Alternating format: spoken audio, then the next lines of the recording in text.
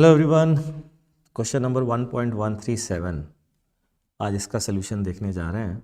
और इसमें ये क्वेश्चन बड़ा बढ़िया है क्योंकि इस क्वेश्चन में ना प्रेजेंट करने का तरीका बहुत अच्छा है। क्वेश्चन सुना सुना सा ही है। क्वेश्चन ये है, मतलब क्वेश्चन पहली बार में लगेगा यार ये नया है, लेकिन थोड़ा सा दिमाग लगाओगे तो आपका काम बन जाएगा। ये एल लेंथ का एक बॉल है, एम मास की, एल लेंथ की थ्रेड से हैंग हो रही है और बोला गया with what minimum speed has the point of suspension to be shifted in the horizontal direction for the ball to move along the circle about that point. ठीक है, इस पॉइंट के अबाउट सर्कल में जाए।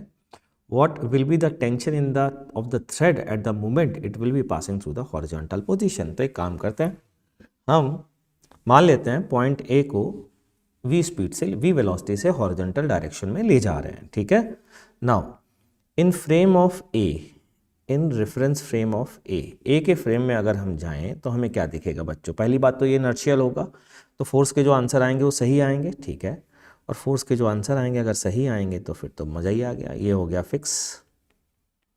और ये स्पीड हमने अब उसको ना दे करके इसको दी है भाई वी, और पूछ रहे हैं कि बताइए कितनी मिनिमम स्पीड दें ताकि ये सर्किल में घूम जाए। अब तो भाई बहुत है, समझ में आ गई होगी बात। जैसे जैसे ऊपर जाएगा वैसे वैसे टेंशन कम होती जाएगी और हाईएस्ट पॉइंट पर जा कर के टेंशन की वैल्यू को ज़ीरो हो जाना है। तो हाईएस्ट पॉइंट पर क्या लिखेंगे? हाईएस्ट पॉइंट पर लिखेंगे बच्चों M V square by L is provided by M G. तो यहाँ से वी स्क्वायर की वैल्यू आती है जी एल। ये यहाँ पर स्पीड वी ले रहा हूँ, ये वी नॉट ले रहा हूँ बच्चों। ठीक है, मिनिमम है ये, ध्यान रखना। तभी मैंने टेंशन की वैल्यू को यहाँ कितना माना है? ज़ीरो माना है।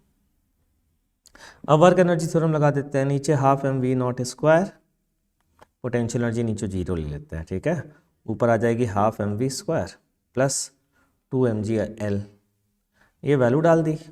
ठीक, तो वी नॉट की वैल्यू कितनी आ गई? √5GL आ गई। ऐसे रटा हुआ होता है बच्चों को ये। ठीक है, अगला क्वेश्चन क्या है बच्चों? अगला पार्ट है हॉरिजॉन्टल डायरेक्शन में जब होगा तो टेंशन कितनी होगी। चलिए ये भी सॉल्व कर लेते हैं। जिस समय हॉरिजॉन्टल डायरेक्शन में होगा उस समय इसकी स्पीड मान लेते हैं v1 है। उस समय की स्पीड कितनी है? v1। तो टेंशन की वैल्यू बच्चों क्या हो जाएगी? t बराबर टेंशन बराबर mg का कोई कंपोनेंट तो आएगा नहीं, m v1 square by L, यानी कि v1 स्क्वायर निकाला रह गया। और वो वर्क एनर्जी थ्योरम से निकल आएगा कि कैसे, कि half M v1 square plus M G L बराबर half M V not square. ठीक है, तो यहाँ वैल्यू डाल दीजिए, v1 स्क्वायर प्लस 2GL बराबर वी नॉट स्क्वायर मतलब 5GL। तो बच्चों v1 की वैल्यू, v1 स्क्वायर की वैल्यू आती है 3GL, और ये वैल्यू अगर आप टेंशन में रख देंगे तो आपकी टेंशन ख़त्म हो जाएगी टेंशन निकालने की। तो ये वैल्यू कितनी आ जाएगी? 3mg। तो इस पॉइंट पर टेंशन की वैल्यू होगी 3mg। तो ये है क्वेश्चन का सॉल्यूशन 1.137 का। बच्चों रोडो का क्वेश्चन नंबर 1.138 लेके आया हूँ, और बड़ा ही मज़ेदार क्वेश्चन। और पता है ये क्वेश्चन अगर वर्क एनर्जी वाले पार्ट में ना हो करके ये क्वेश्चन अगर एंगुलर मोमेंटम या रोटेशन वाले पार्ट में होता तो ये और ज़्यादा कंफ्यूज कर देता। इसमें लिखा है a horizontal plane supports a stationary vertical cylinder of radius r and the disc A is attached to the cylinder by a horizontal thread of length L0. An initial velocity V0 is imparted to the disc as shown in the figure. How long will it move along the plane until it strikes against the cylinder? The friction is assumed to be absent. तो सबसे पहले तो ये समझ लें कि जो भी ये आपके सामने डायग्राम बना हुआ है बच्चों, ये एक हॉरिजॉन्टल प्लेन पर बना हुआ है। ये एक हॉरिजॉन्टल प्लेन पर बना हुआ है, मतलब आप ऊपर से देख रहे हैं और ऐसा ये वर्टिकल सिलेंडर है और यहाँ पर ये थ्रेड बंधी हुई है। तो लोगों के दिमाग में आता है यार ये एंगुलर मोमेंटम कंजर्वेशन का क्वेश्चन होना चाहिए और इसके अबाउट एंगुलर मोमेंटम कंजर्व रहना चाहिए, जो कि होगा नहीं, क्योंकि थोड़ी देर बाद स्ट्रिंग यहाँ पर पहुँच जाएगी बच्चों, और स्ट्रिंग जब यहाँ पहुँच जाएगी तो टेंशन जो है वो पॉइंट बी से पास नहीं हो रहा होगा, तो एंगुलर मोमेंटम टॉर्क आ जाएगा, और टॉर्क आ जाएगा तो एंगुलर मोमेंटम कंजर्व नहीं होगा। तो लोगों ने कहा सर एक काम करो ना, आप इस पॉइंट के अबाउट ले लो या इस पॉइंट के अबाउट ले लो। मैं कहा फिर थोड़ी देर बाद थ्रेड ऐसी हो जाएगी, अब क्या करोगे?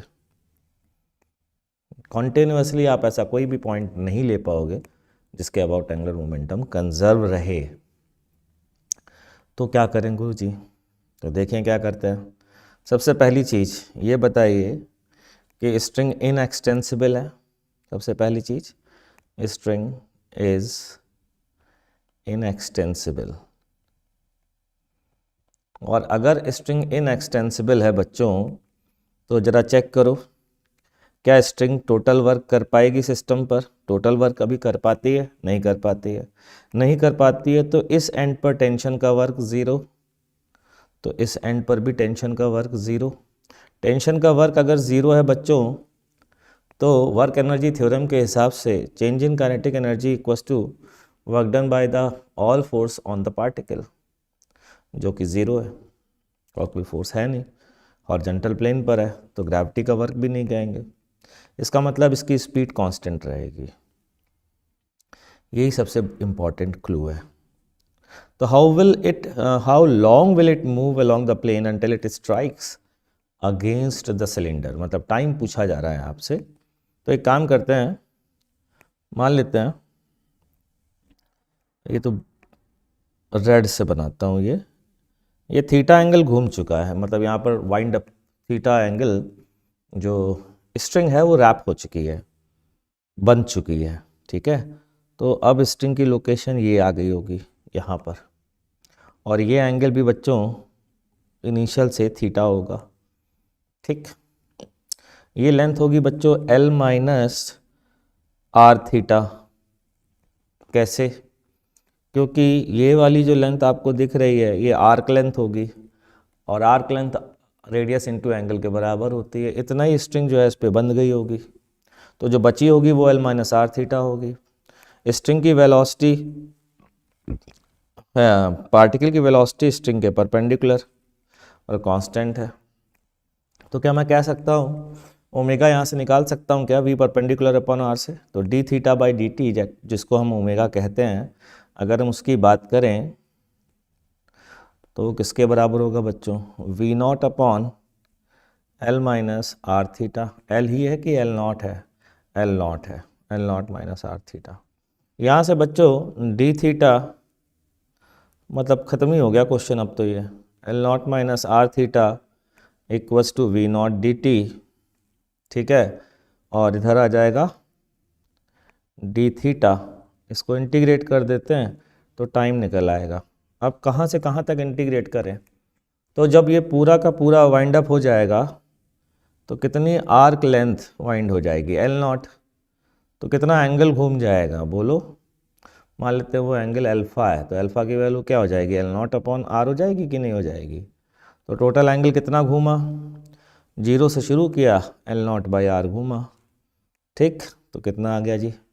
ये आ गया L not theta minus R theta square by 2 V not T. और यहाँ से बच्चों टी की वैल्यू आ जाती है। कितनी आ जाती है टी की value?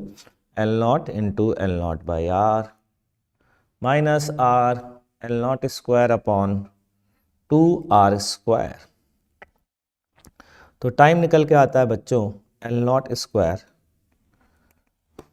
Upon 1 by V not रह गया है, L not square upon 2r V not. ये है टाइम की value, L not square upon 2r V not.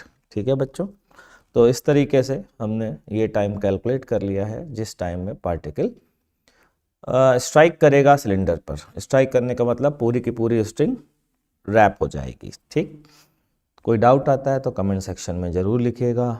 चलिए साहब, मिलते हैं नेक्स्ट वीडियो में, तब तक के लिए टाटा बाय बाय।